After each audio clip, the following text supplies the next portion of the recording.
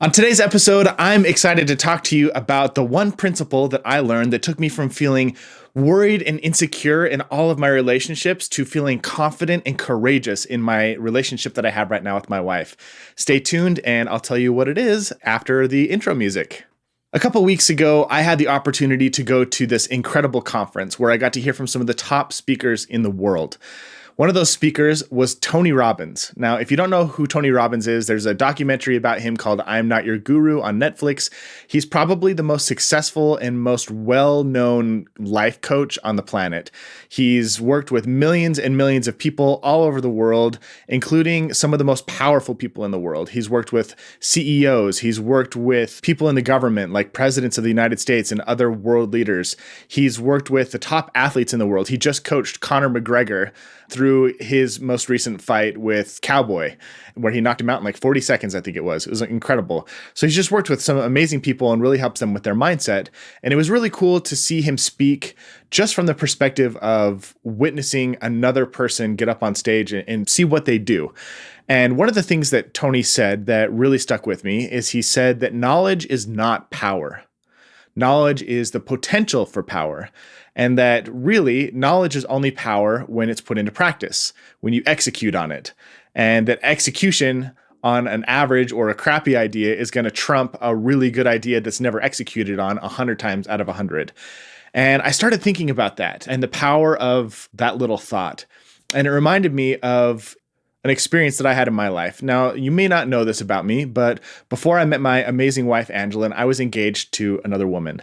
And this woman is amazing. She's phenomenal. She was one of my best friends on the entire planet. And while we were dating and engaged, there were some things that we were trying to figure out together. And one of the things she was dealing with was causing her some anxiety. And I know, look, I have traveled all over the country. I've interviewed the top experts in the world. I've read all the books. I know that trying to solve somebody else's mental health issues is like trying to get somebody in really good shape, like help them lose weight and get into shape by eating lots of salad and doing lots of push-ups on their behalf. It doesn't work. It doesn't matter how many push-ups you do or how many salads you eat.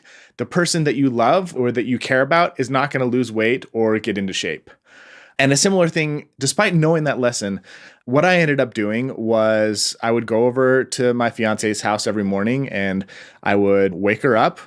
We'd do an exercise routine together. We were doing like P90X or something like that because I knew exercise was helpful in combating anxiety. And then I would feed her breakfast because eating 3 square meals a day was helpful in combating anxiety. And I would encourage her to meditate or journal. And then I would leave her house and I'd let her go about her day. And then I'd go home and take care of myself. And it was like I was taking responsibility for her emotional well-being at that time.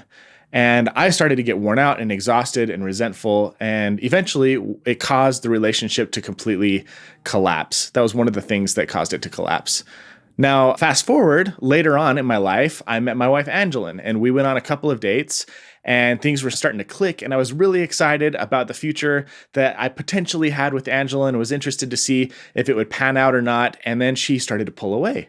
And I was like, what is going on? And so we had a conversation and she told me that she was feeling anxious about some things. She wasn't feeling 100% sure about the relationship. And I realized that in my previous relationship, I had knowledge.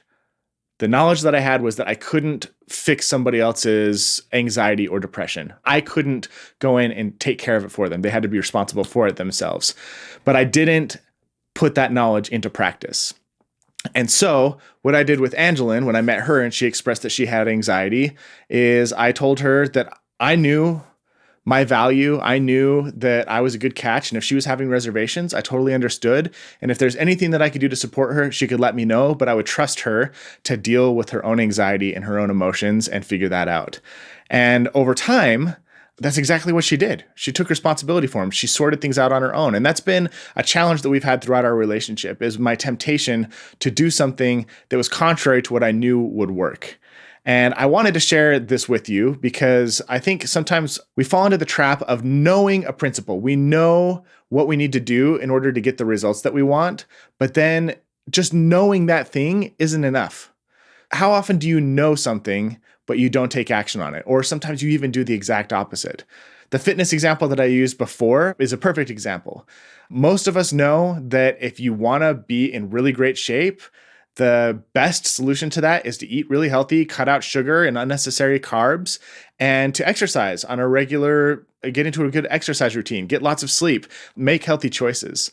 And yet, you might want to be healthy, but you go out and you make choices that don't get you the results that you want.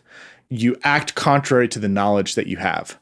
And we do this all the time in our relationships. And so I want to encourage you to take a moment and think about the pain that you're experiencing in your life right now.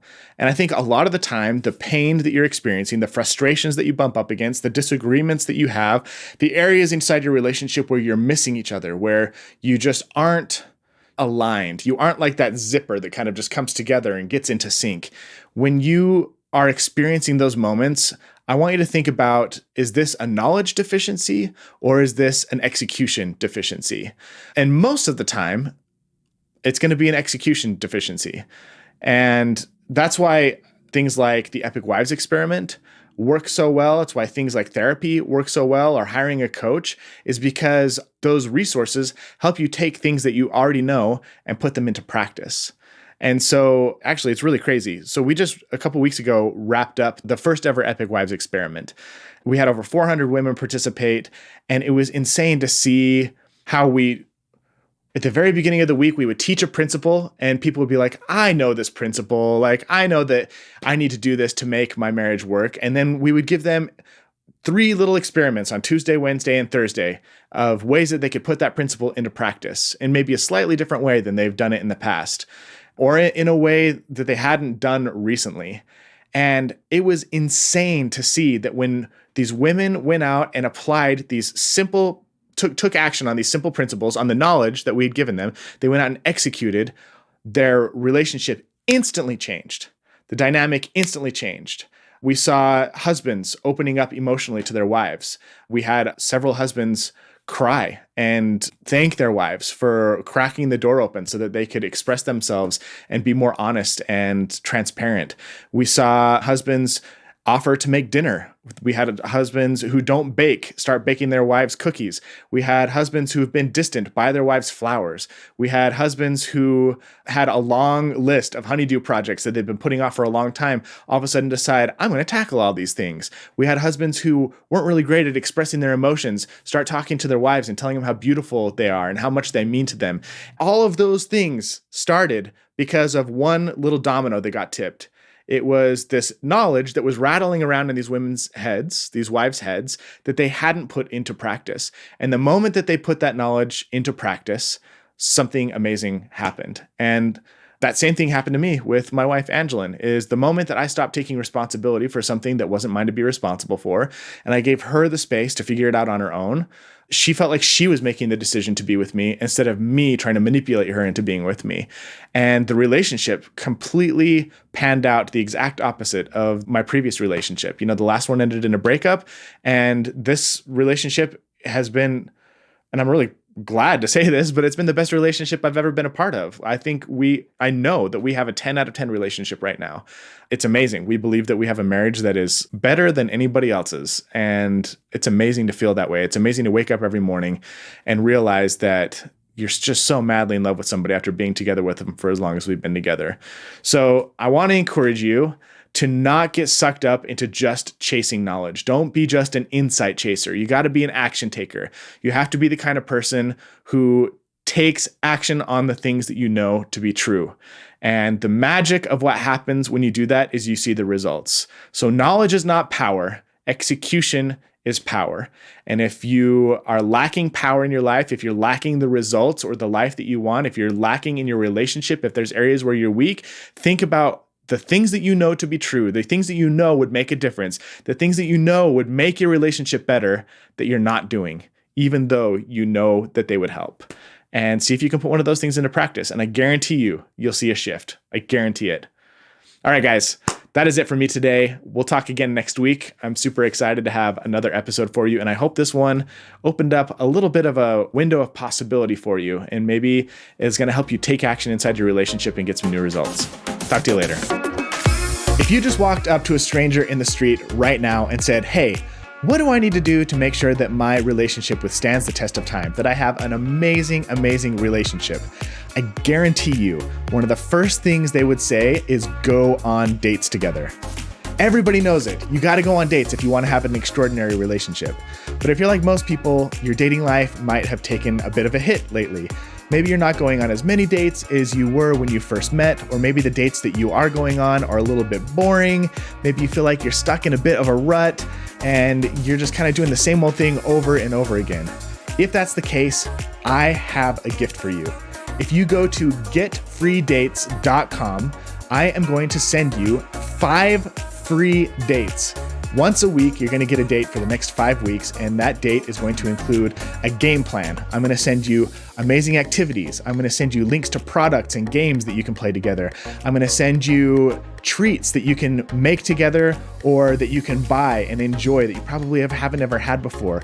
I'm going to send you conversation starters that are questions or topics of conversation. They're going to make sure that this date is a connecting experience, that you laugh, that you have fun, and that you feel more connected by the end of the date than you did when you began. That is what dating is all about. It's not about the boring routine. It's about implementing some novelty, some surprise, some excitement, and getting to know your partner on a much deeper level.